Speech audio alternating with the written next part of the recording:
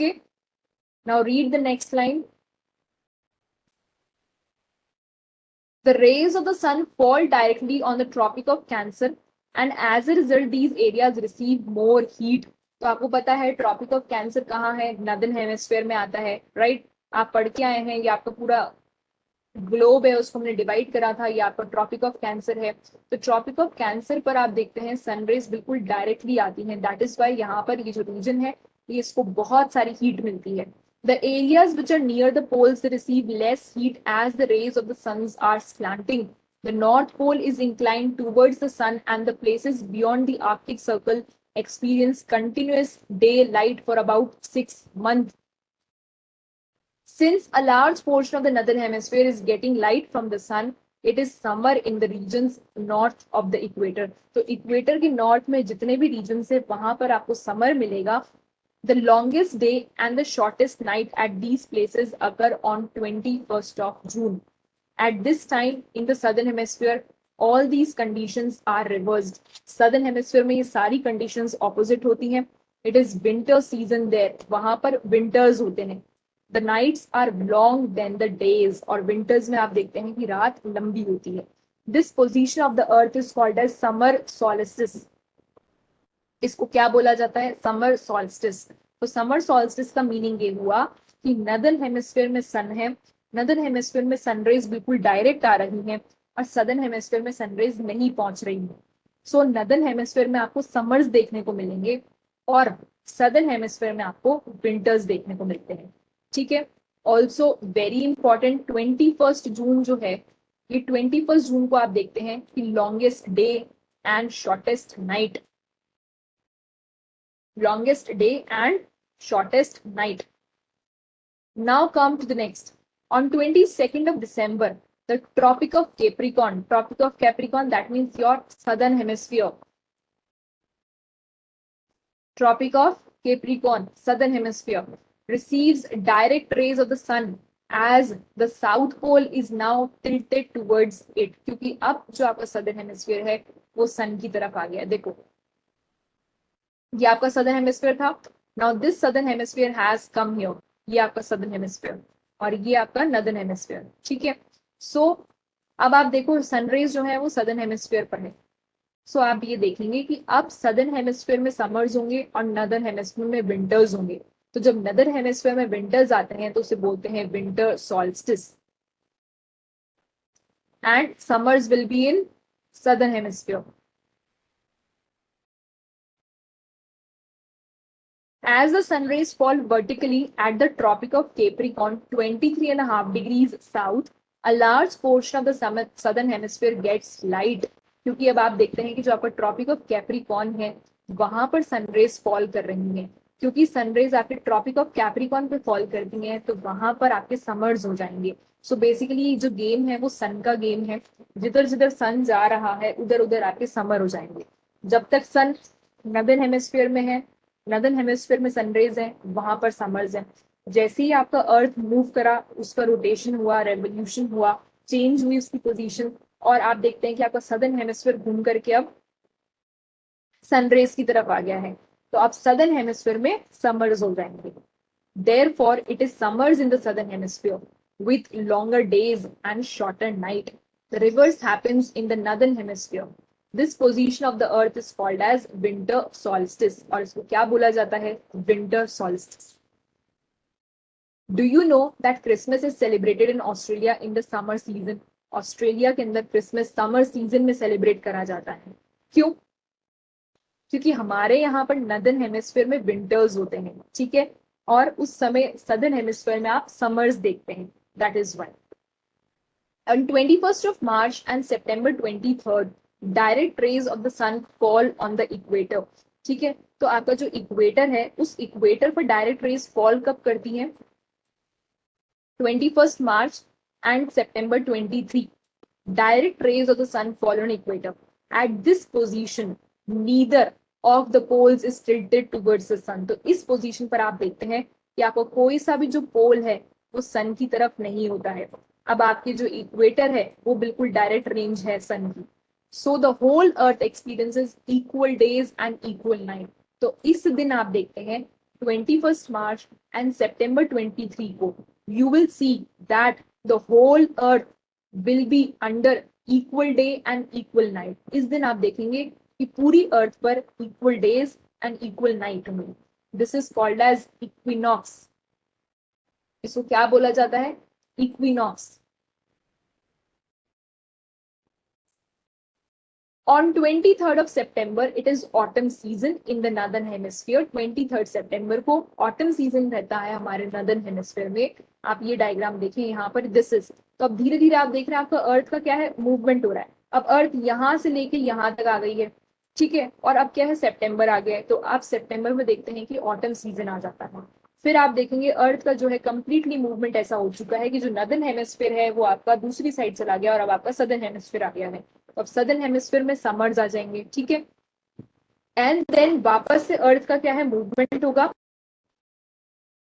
Further या, and you will see that 21st March you will see the spring season, पतझड़ का मौसम.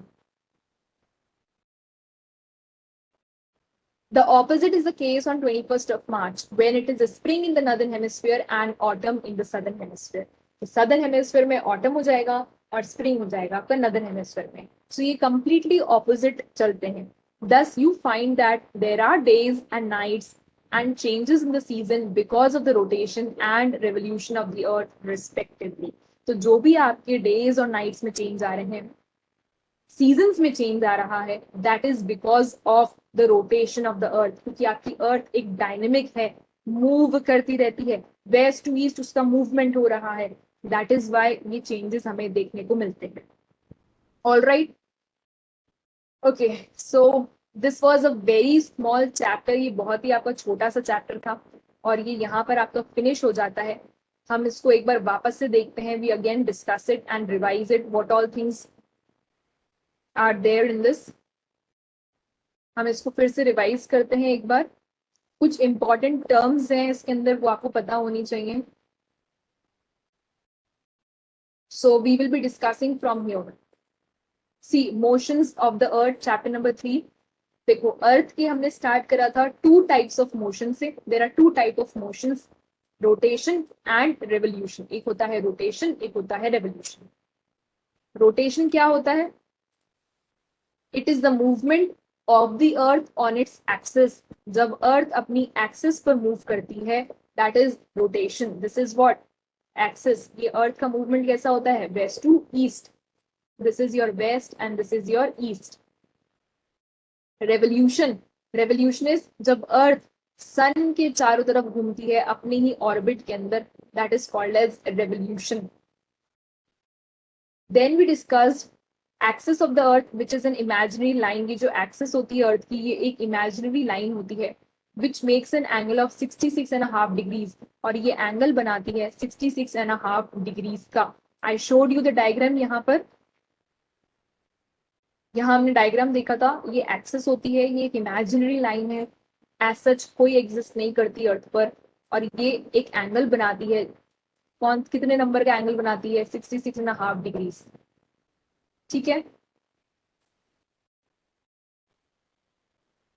फिर हमने देखा पूरा मैकेनिज्म, किस तरीके से अर्थ पर सनरेज आती है. The earth receives light from the sun. Due to the spherical shape of the earth, only half of it gets light from the sun. क्योंकि अर्थ का जो शेप है, उसकी शेप की वजह से आप देखते हैं कि पूरे पार्ट ऑफ द अर्थ को एक साथ लाइट नहीं मिलेगी. The earth will be receiving sun rays in parts. The portion facing the sun experiences day, while the other half away from the sun experiences night. तो वो पोर्शन जो कि सन की रेंज में आ रहा है, वहां पर आपको डे मिलेगा. और ऐसा पोर्शन जहां पर आपको सनरेज नहीं पहुंच रही है, वहां आपको नाइट मिलती है. ठीक है. So these were your two type of motions. यहाँ देखिए two type of motions, rotation, revolution. Rotation की डेफिनेशन, रेवोल्यूशन की डेफिनेशन, पूरा मैकेनिज्म क्या होता है रोटेशन का. एक्सिस ऑफ द अर्थ जो कि इमेजिनरी लाइन होती है, वो एक एंगल बनाती है 66.5 डिग्रीज का. Right. The plane formed by the orbit is known as orbital plane.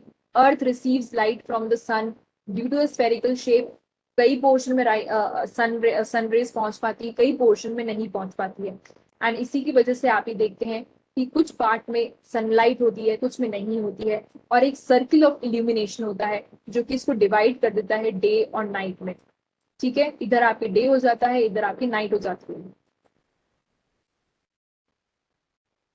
You can see this diagram, क्योंकि आपकी सनरेज है, ये सनरेज यहां पर, यू कैन सी दिस। ठीक है, this is your north pole, this is your south pole, ये आपकी एक्सिस है। Clear? The Earth takes about 24 hours to complete one rotation around the axis. पूरा का पूरा अर्थ को अपना एक रोटेशन कंप्लीट करने में इसकी एक्सिस पर कितने घंटे लगते हैं? 24 आवर्स। इसकी ऐसे जब ये एक्सिस पर ऐसे मूव करती है तो इसको 24 आवर्स लगते हैं। ठीक है, और जब ये सन के अराउंड मूव करती है, दिस इज योर सन, जब ये आपकी अर्थ सन के चारों तरफ रिवॉल्व करती है तब इसको 365 1/4 डे लगता है। Then this is your revolution. Definition देंगे आप सबसे पहले रेवोल्यूशन की। Then it takes 365 1/4 days to revolve around the sun. ठीक है, 6 hours are saved every year, हर साल 6 घंटे सेव करे जाते हैं। And then over a span of 4 years आप ही देखते हैं कि 6 घंटे ऐड हो जाते हैं, बिकॉज आपको पता है 6 into 4 जब आप करेंगे तो कितना हो जाता है? 24, एंड 24 आवर्स मीन्स 1 डे। तो ये पूरा का पूरा जो एक डे है आपका, ये फेब्रुवरी के मंथ में ऐड करा जाता है। जब 29 डेज जाते हैं फेब्रुवरी के मंथ में, इसे लीप ईयर बोला जाएगा।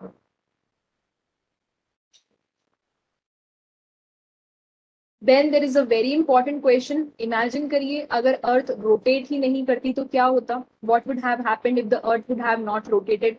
Then the portion of the Earth facing the sun would always experience day. तो ऐसा पोर्शन ऑफ द अर्थ जो हमेशा सन की साइड रहता, वहां पर पूरे टाइम डे मिलता और दूसरी तरफ नाइट होती।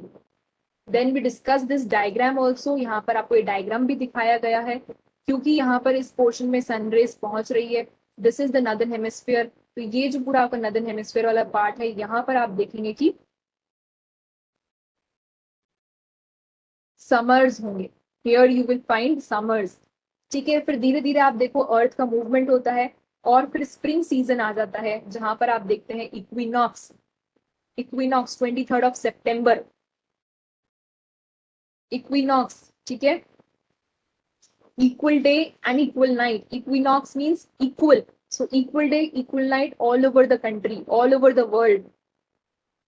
फिर अर्थ का अब क्या है? Southern hemisphere. अब सदर्न हेमिस्फेयर अर्थ का जो है आप देखेंगे कि बिल्कुल सनरेज के सामने आ गया है। तो दैट इज वाई इस पोर्शन में अब ये जो आपका सदर्न हेमिस्फीयर है, यहां पर आप देखेंगे कि you will find summers and northern hemisphere में winters. So summer in the southern hemisphere and winters in the northern hemisphere. Then you can see 21st of March again यहाँ पर आपके। So please go through the पूरा का पूरा please इस ध्यान से देखें, and ये डायग्राम बहुत इंपॉर्टेंट है। This is the diagram of revolution of the earth and seasons. ये डायग्राम आप ड्रॉ करें तो आपको समझ में आ जाएगा।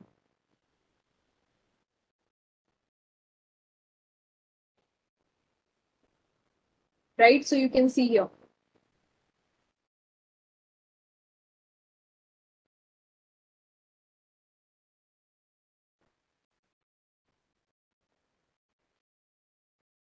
Then a year is usually divided into summer season, winter season, spring season and autumn season. और seasons में change क्यों आता है? Because of the position of the earth around the sun. अब summer solstice कब होता है, क्या होता है? देखो summer solstice जो है वो आपको 21 जून को होता है। कौन से हेमिस्फीयर में? नदर्न हेमिस्फीयर में होगा। मैकेनिज्म क्या होता है? ये मैकेनिज्म हम पूरा देख चुके हैं। जब आपकी सनरेज डायरेक्ट फॉल करती है नदर्न हेमिस्फीयर में, तब आपका समर होता है। ठीक है, time period 6 month, longest day, shortest night. During the summer solstice you will see बहुत बड़े दिन होते हैं, रात छोटी होती है 21 June. Condition in the southern hemisphere, और ऐसे में सदर्न हेमिस्फीयर में क्या कंडीशंस होंगी, वहां पर आप देखेंगे रिवर्स कंडीशंस, विंटर्स होंगी, वहां पर नाइट्स बहुत लंबी होंगी, ठीक है। देन विंटर सॉल्स्टिस कब होता है, 22 दिसंबर, southern hemisphere, since now the south pole is tilted towards the sun, ठीक है। तो ये पूरा आप देख सकते हैं, हमने पूरा मैकेनिज्म अंडरस्टैंड कर लिया है। अब आपका, क्योंकि सदर्न हेमिस्फीयर की साइड में आप देखेंगे सन आ चुका है और नदर्न हेमिस्फीयर की साइड में आप सन नहीं ही है, तो नदर्न हेमिस्फीयर में तो आपके विंटर्स होंगे और सदर्न हेमिस्फीयर में आपका सन है। So that is your winter solstice. Winter solstice means आप ऐसे याद कर लीजिए, नदर्न हेमिस्फीयर में कोई सन नहीं, तो सर्दी आ गई। अब क्योंकि सन की रोशनी गायब हो गई है, आपको पता है सन की हीट एनर्जी जो होती है वो विंटर्स में हमको इतनी फील नहीं होती है, राइट। सो दैट मीन्स आपके विंटर्स आ चुके। Then we have the equinox, जो कि आपका 21 मार्च एंड 23 सितंबर को अकर होता है। कब कब कहाँ कहाँ, नदर्न हेमिस्फीयर में 21 मार्च को आप देखेंगे नदर्न हेमिस्फीयर में स्प्रिंग होगा, तो सदर्न हेमिस्फीयर में ऑटम।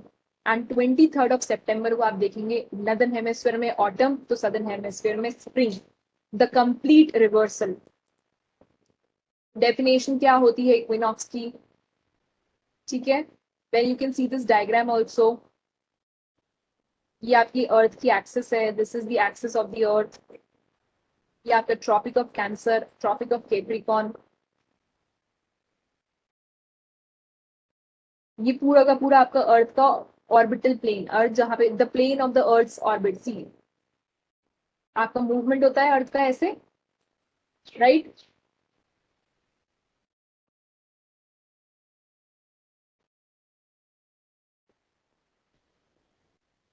सो आपके सनरेज जब ट्रॉपिक ऑफ कैंसर पर होते हैं, तब नदर्न हेमिस्फेयर में क्या होगा, समर, और सदर्न हेमिस्फेयर में winter. And when the sun rays are direct on Tropic of Capricorn, then northern hemisphere में winters, southern hemisphere में summers.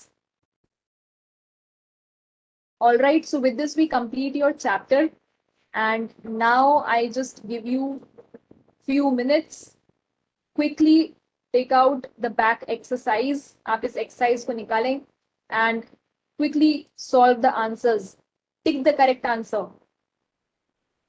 The movement of the earth around the sun is known as revolution.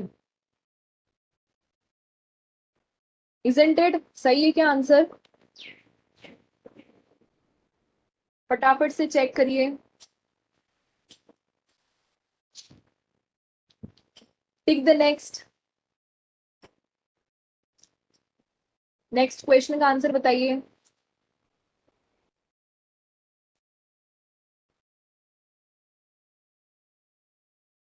Direct rays of the sun fall on the equator. Sun rays equator पर directly कब fall करती हैं?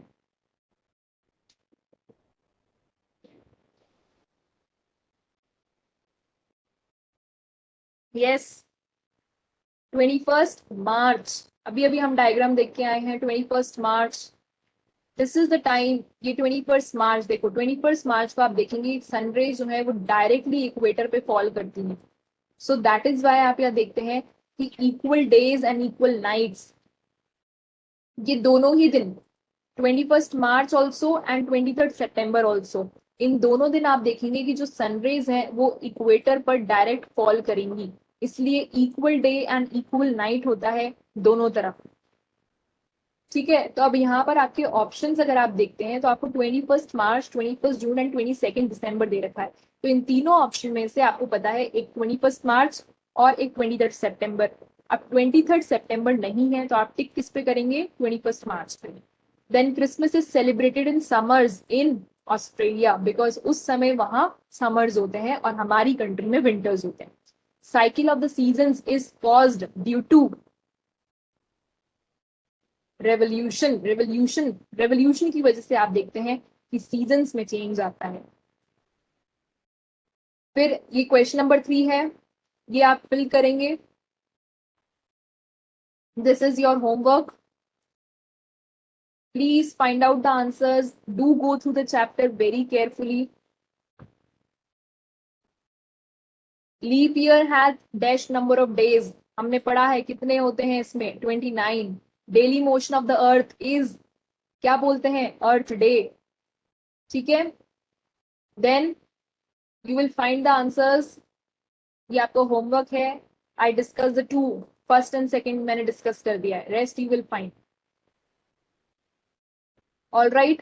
Also, you will answer these questions. Write down the answer of these questions. What is a leap year? Define rotation and revolution. Differentiate between summer and winter solstice. Equinox क्या होता है? इन सब के answers आप copy में लिखेंगे। So, with this we complete your topic of motions of the earth. अर्थ के कौन कौन से मूवमेंट्स होते हैं वो हमने डिस्कस करे हैं इस चैप्टर में। And with this we are completing this chapter. Okay, important terms हैं ये, rotation, revolution, orbital plane, illumination, circle of illumination, earth day, revolution, all this. ये डायग्राम बहुत इंपॉर्टेंट है। क्या होता है एलिप्टिकल ऑर्बिट, सीजन्स में चेंज कैसे आता है, 21 June date is very important, 22 दिसंबर date important, winter solstice, summer solstice, equinox किसे बोलते हैं, 21 मार्च इंपॉर्टेंट, सितंबर 23 इंपॉर्टेंट। ये सब इंपॉर्टेंट है। Whatever I'm telling you, this is very important, so you should know. Okay, so thank you everyone. With this we complete your chapter 3, motions of the earth.